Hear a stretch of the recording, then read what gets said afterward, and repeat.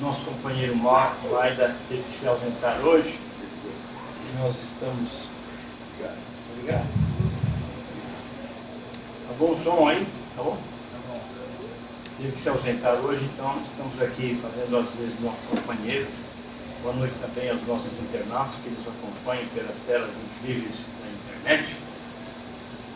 E dando continuidade ao estudo do livro... Como é que é o nome do livro, Paulo? Igreja e o Diabo. Igreja e o Diabo. Igreja e o Diabo. Nós estamos no capítulo 13º, que tem o título desse capítulo, A Revelação, Base Fundamental da Religião.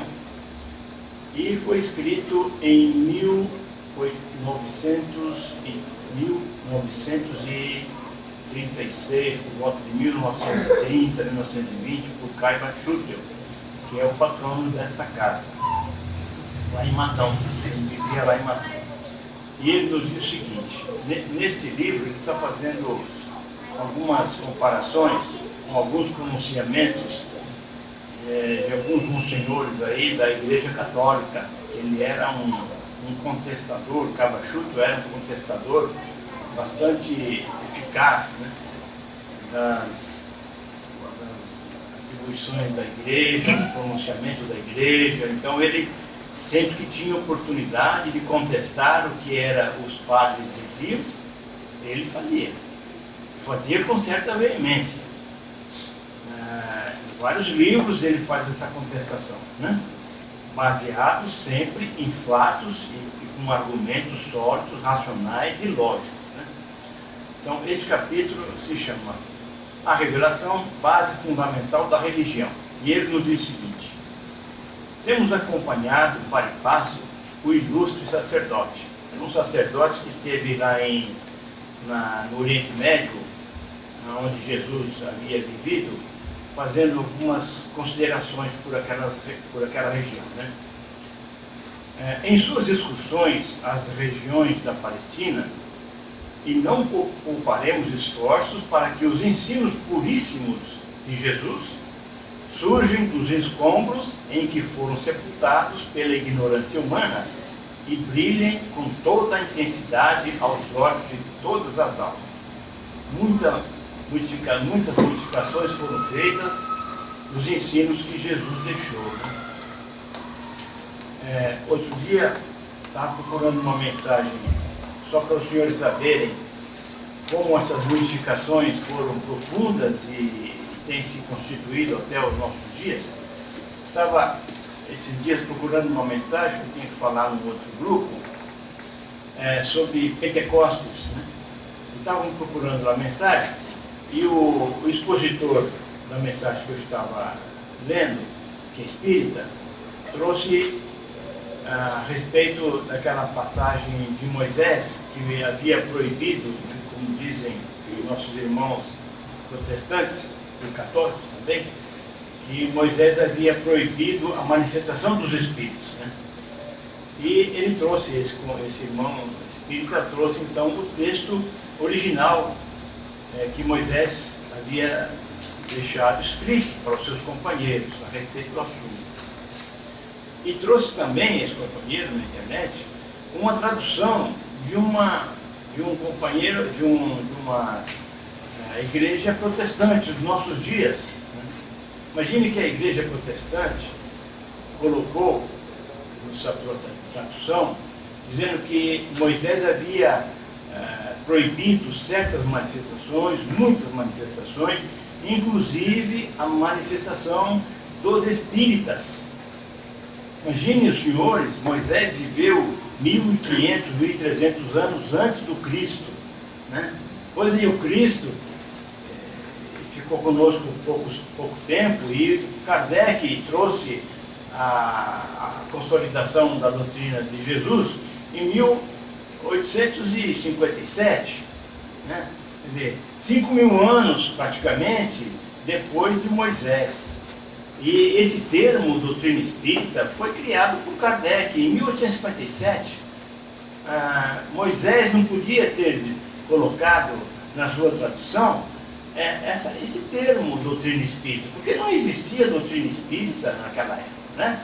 Então, a deturpação que houve, eu fiz esse parênteses na mensagem que o Sr. Schultz nos trouxe, só para informar para os senhores como houve profundas modificações nos ensinamentos que Jesus nos deixou.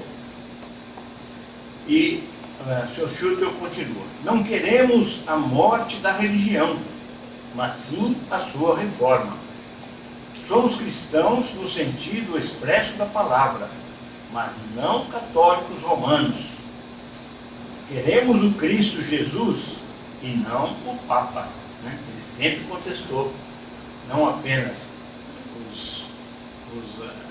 os artigos e os discursos que os padres da religião, da sua região faziam, mas também a contestar palavras papais. Né? Nossa doutrina, continua seu Schultz, nossa doutrina é a doutrina da revelação, de acordo com a evolução dos espíritos. E foi sobre esta pedra fundamental que o Cristo ergueu a sua igreja, contra a qual não prevalentem adventum eum. Acho que não prevalece outros sentidos, né? Que dizer esse terminativo. Voltemos ao Evangelho de Mateus, no capítulo 16, citado pelo Monsenhor. Abre aspas. Isso é o Monsenhor que estava dizendo. Chegado Jesus às partes da Cesareia de Filipe, interrogou aos seus discípulos, dizendo: quem dizem os homens ser o Filho do Homem? E eles disseram: uns João Batista, outros Elias, e outros Jeremias, ou alguns dos profetas. Disse-lhes ele: e vós? Jesus, né, perguntando aos discípulos: e vós? Quem dizeis que eu sou? E Simão Pedro, respondendo, disse: tu és o Cristo, o Filho do Deus vivo. E Jesus, respondendo, disse-lhe: bem-aventurado és tu, Simão Barjona, porque tu não nem revelou a carne e o sangue, mas meu Pai que está nos céus. Então, Jesus estava dizendo que aquelas palavras de Simão Pedro, dizendo que tu és o Filho do Rei, do Deus vivo, foi um processo mediúnico que ele recebeu. Simão Pedro recebeu aquelas informações de forma mediúnica. É isso que ele quis dizer. Que não foi a carne que revelou aquilo a Simão Pedro naquele momento, mas o Pai que está nos céus. Um espírito benfazejo, né, iluminado, que veio trazer a resposta que Simão Pedro simplesmente falou, mas ele foi simplesmente o intermediário, o mediador, né? O medianeiro, melhor dizer. Também eu te digo que tu és Pedro. Ele era Simão Pedro, Simão, né? Simão Barjona, e Jesus o chamou de tu és Pedro, e sobre esta pedra, quem é a revelação transmitida pela mediunidade de Pedro, edificarei a minha igreja, e as portas do inferno não prevalecerão sobre ela. Fecha aspas. Quando Jesus falou de igreja, eclésia, não quis se referir a essas igrejas de pedra, onde se celebram cultos aparatosos, assim, a reunião de fiéis de qualquer parte para receberem os ensinos divinos que lhes são necessários, porque Deus está em toda parte. Quem quiser fazer algum adendo, eu vou falando aqui, mas por favor, não se acanhem. Todos os padres da antiguidade diziam que a igreja estava edificada não sobre Pedro, sobre Petro, e sim sobre a rocha super Petro, que é a revelação transmitida pelo poderoso médium Pedro. E a igreja também não é a de Pedro, e sim a do Cristo, quando os seus discípulos reunidos praticam a verdadeira religião, que é a caridade.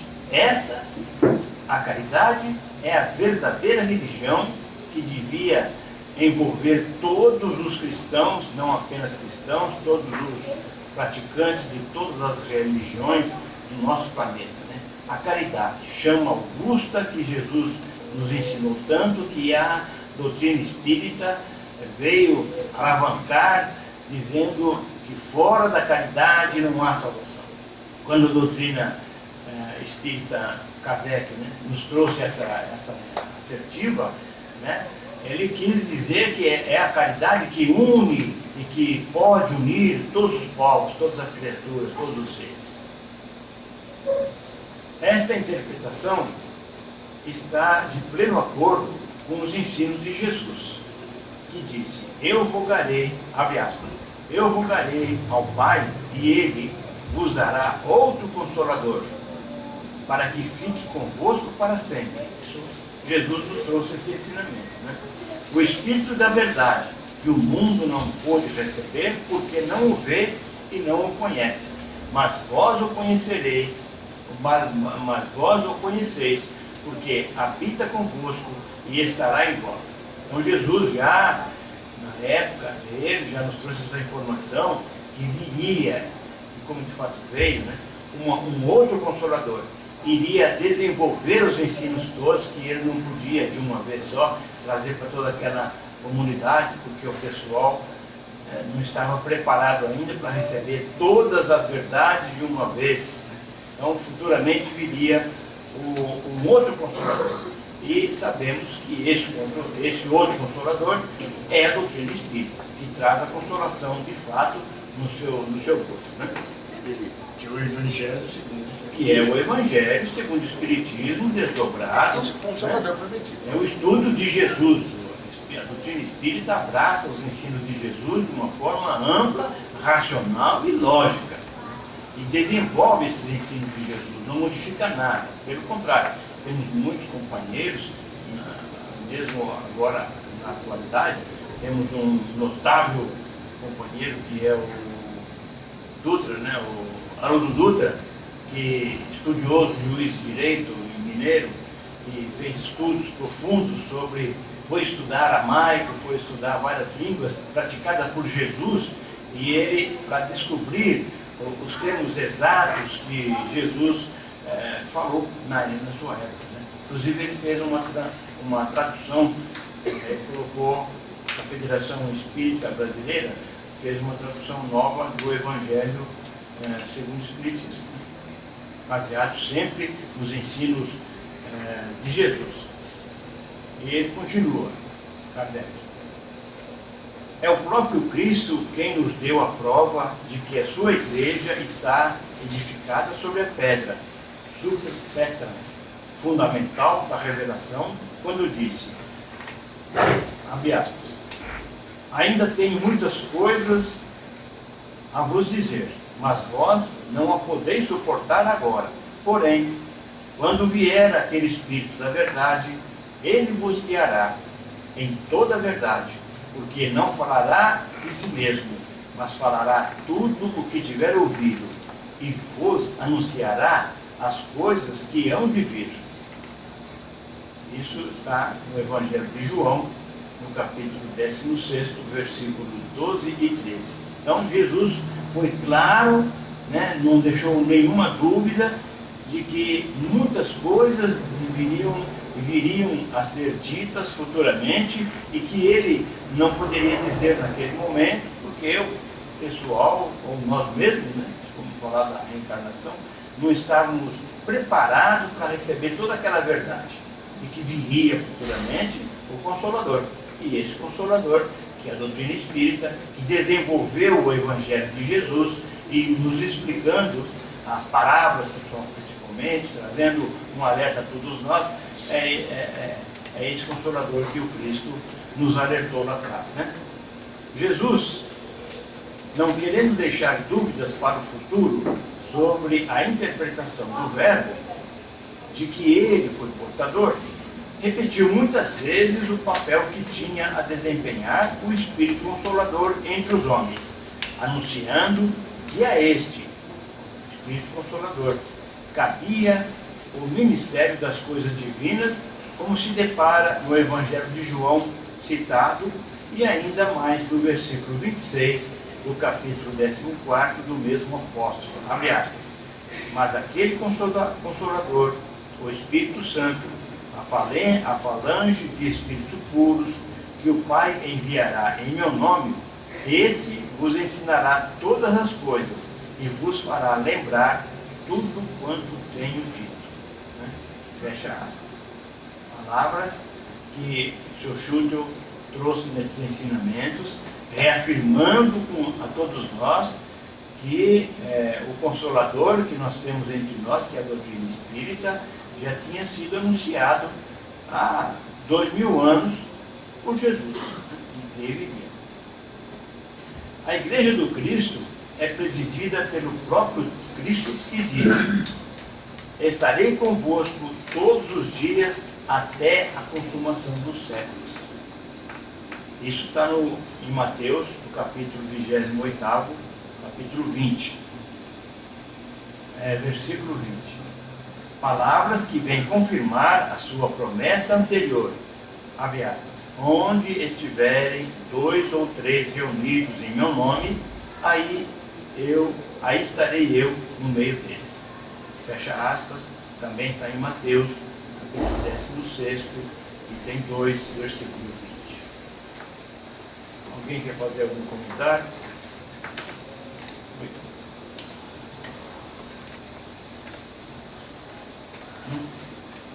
Então vamos ao capítulo 14, que tem o título A Igreja Romana não é a Igreja de Cristo.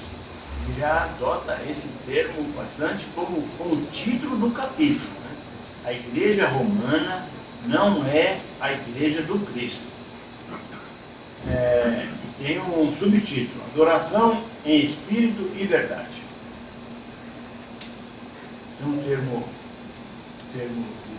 em latim, que eu não vou me não vou querer falar, porque eu não sou expert em latim, mas eu vou ler o texto em português. Eis o que Jesus prometeu a todos aqueles que crescem nele. Onde estiverem reunidos em meu nome, aí eu estarei no meio deles. Temos a certeza disso, né?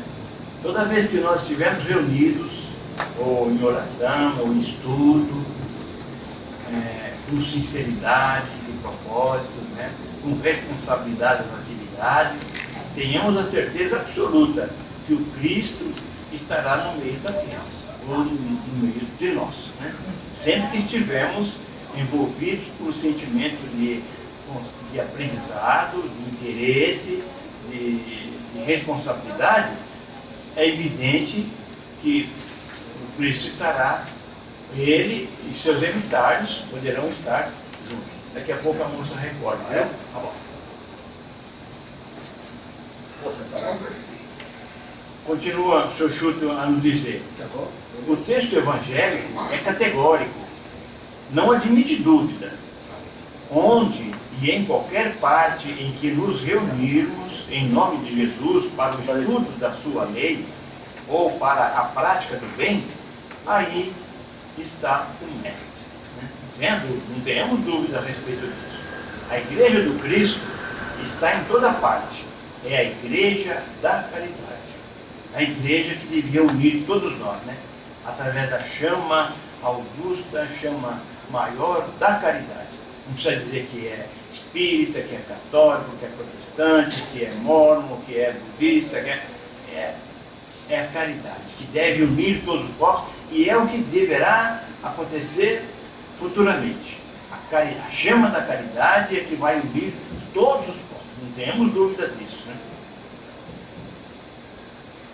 Esta passagem evangélica é o mais solene protesto contra essas igrejas de pedra que Roma mandou edificar e contra a qual já prevaleceram as portas do inferno, porque os seus ministros já se afastaram da verdadeira caridade do Cristo. E esse afastamento da igreja, do ensinamento puro de Jesus, não é de hoje, não. Né? Já vem de muito tempo. O apóstolo Paulo já contestava isso lá atrás. Né? Tanto que ele não frequentou muito a casa do caminho, né? Ele era dali, na época do ano 60, logo depois da passagem do Cristo, né? E ele tinha os seus posicionamentos contrários, né? Depois nós sabemos que Paulo veio a reencarnar como Lutero, né? E fundou o protestantismo, já com uma discórdia bastante grande dos fundamentos da Igreja Católica. Basta ler o Evangelho com o espírito desprevenido para compreender a aversão que o Mestre tinha por essas igrejas onde se cultua a idolatria, sinagogas onde Jesus só comparecia para doutrinar os ministros das religiões, dado que, naquele tempo, todos podiam explicar e comentar nas igrejas os livros sagrados. Jesus ensinou muito nas sinagogas, né? Mas ele ia lá para ensinar os ministros da sinagoga, né?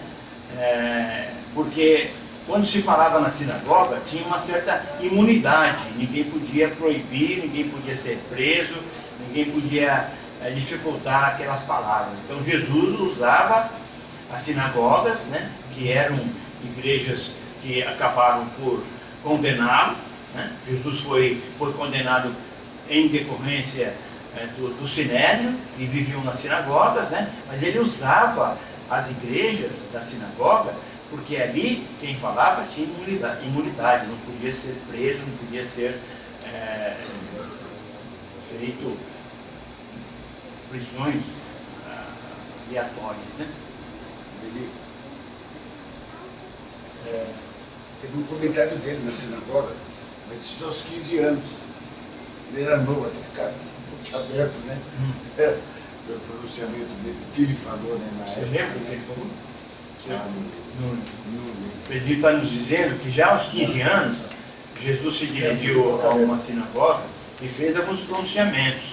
E o pessoal ali, os bispos, né, que estavam ali na sinagoga, que eram os detentores da religião da época, né, que não era o catolicismo ainda, e ficaram abismados com a inteligência e com o posicionamento de Jesus, aos 15 anos de idade.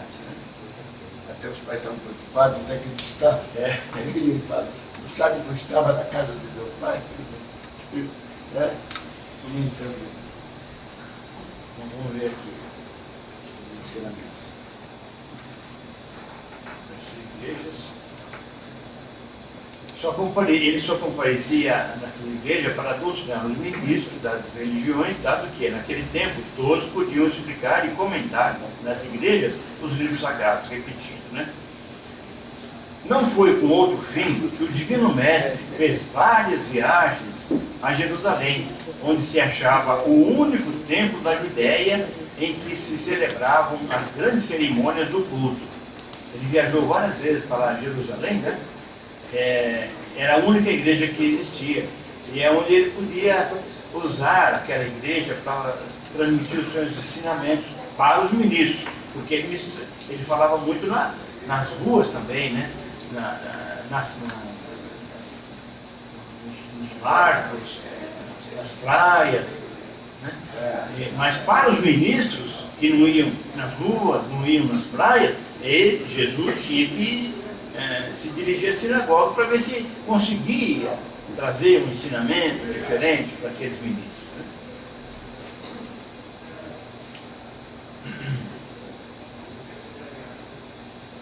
E para onde os judeus se dirigiam todos os anos a fim de assistirem às principais festas, Páscoa, consagração, tabernáculo. Todos se dirigiam a Jerusalém, né? Para essas festas monumentais que os judeus cultivavam e cultivam até hoje. Jesus reprovava aquelas práticas e aquelas romanas, práticas essas, digamos de passagem, que são reproduzidas pelos católicos e padres. Até hoje, aquelas práticas milenares, né, que já vinham de Moisés, que eram praticadas nas sinagogas, até hoje, nossos irmãos católicos e judeus ainda praticam. Não? A mulher de Samaria, que julgava ser Jesus da opinião de que em Jerusalém é que se devia adorar a Deus, visto como os samaritanos o faziam no monte de Garizim, assim falou o verbo de Deus. A hora vem em que nem neste monte, nem em Jerusalém, adorareis ao Pai. Mas a hora vem, e agora, é que os verdadeiros adoradores adorarão ao Pai em espírito e verdade, porque são esses que o Pai procura para os seus adoradores. Deus é espírito e é necessário que o adorem em espírito e verdade.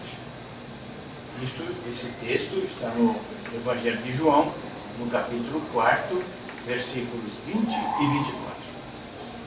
Foi interpretando dessa forma o pensamento de Jesus que Paulo, o grande apóstolo, doutrinador, doutrinando os hebreus, no item 13º, 14, disse-lhes, porque, aos hebreus, na carta que ele escreveu aos hebreus, né? Porque nós não temos cidade permanente, mas buscamos a futura, o que está em justa contraposição aos fatos católicos, que têm a sua cidade eterna, que é Roma, onde vão em romarias, como os judeus iam a Jerusalém e os samaritanos a Garizim. Então, o Paulo já dizia naquela época, né, que não adianta nós termos cidades permanentes onde nós temos que nos dirigir. Até hoje nós temos a Meca, né, aquela volta e meia nós vemos essas manifestações enormes de judeus à procura da Meca, e onde tem a Meca, os frigoríficos têm que ser voltados para lá. É isso, mais ou menos, é isso que eles fazem, uma adoração extraordinária em torno de uma cidade, quando os árabes, né? Os árabes, não são judeus, são os árabes. Muçulmanos, muçulmano. Mas não deixa de ser os segmentos também que estão à procura de um local, como se nós precisássemos de um local, quando nós temos que cultivar o Deus que temos dentro de nós, né? O Cristo que habita em nós. Os judeus têm o muro, né? O muro das lamentações, os judeus têm. E também vão o mundo todo, vão lá atrás do muro. Né? A Igreja do Cristo tem por pedra fundamental a revelação, que é recebida pelos profetas, que, ao se reunirem 2 ou 3 em nome de Jesus, são assistidos pelo Mestre e seus Espíritos Santos.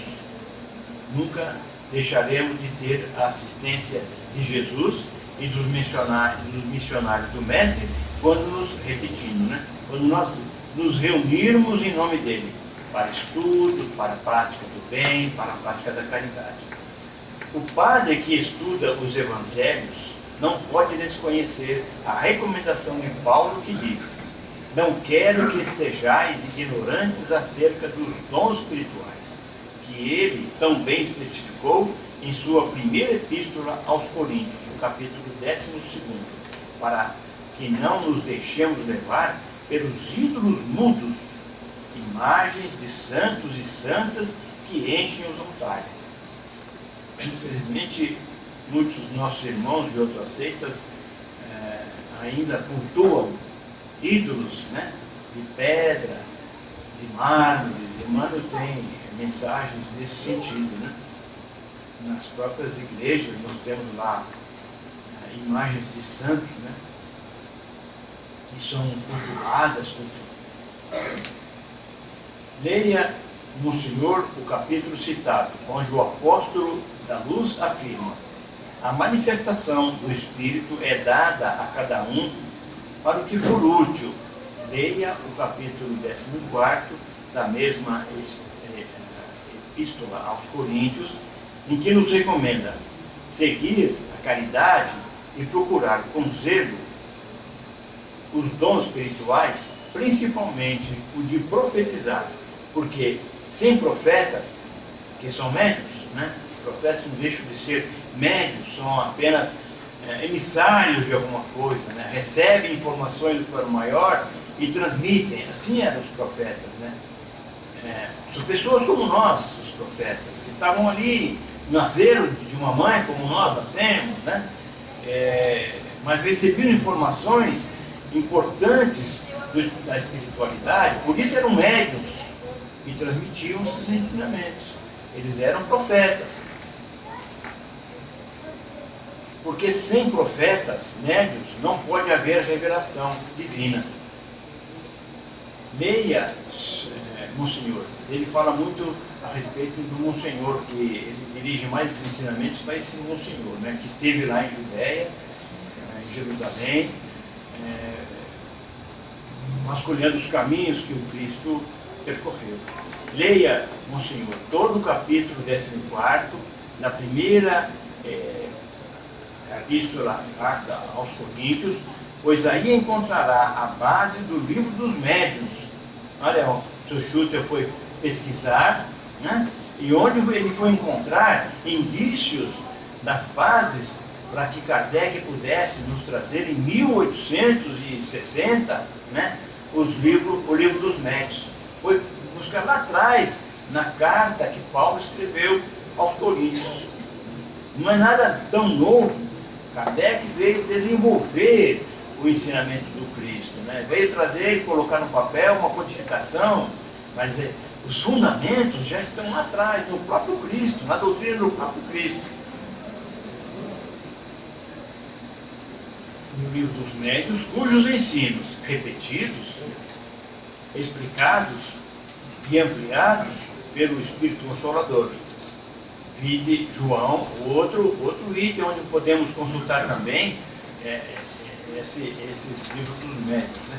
Vide no João, capítulo 14, versículo 26. Nós já vamos ver então também em João esses fundamentos aí que Kardec nos trouxe depois no livro do Consolidou, né? Do livro dos médiuns. Foram coordenados e fechados em livro pelo não menor espírito de verdade, Leon Denisard Rivail, chamado Allan Kardec. Aí, né? Grandes ensinamentos nos trouxe seu Schutter com esse livro que ele nos fala, chamado A Igreja e o Diabo, A Igreja e o Diabo. E ele aproveita esse livro para contestar com bastante veemência os ensinos, ou as palavras e as